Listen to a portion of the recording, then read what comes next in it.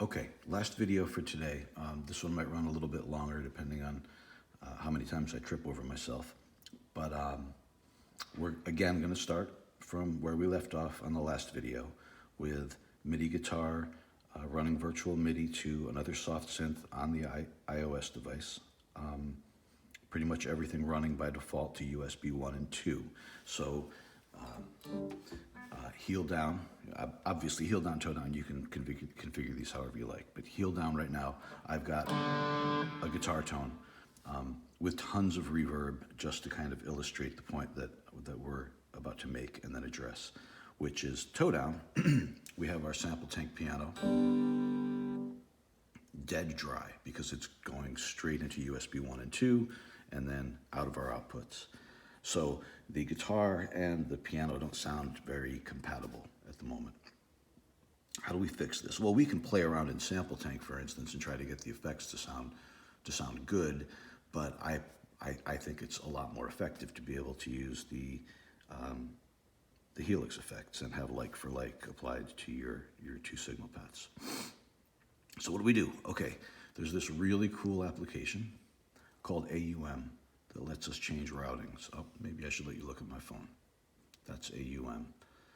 And all we're gonna do is add a new path. We're gonna change the output from USB 1 and 2 to Helix Audio 3.4. Also USB 3.4, it is the same. Right, and then our input is an inter-app audio app known as Sample Tank. What a surprise. And then I'll just launch Sample Tank from there so that I know we're all connected. Is it still playing my piano? Yes. Now, is it still working?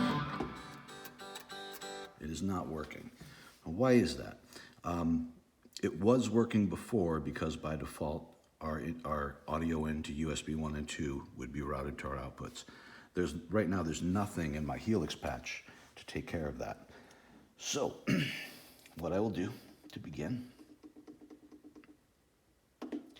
is set up an input from USB 3.4.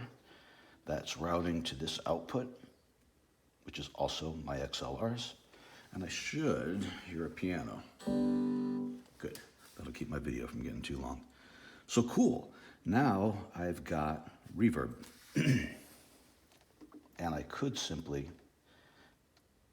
take the reverb from my guitar path and put it on my piano path. And now we should be more or less in the same place. And we are.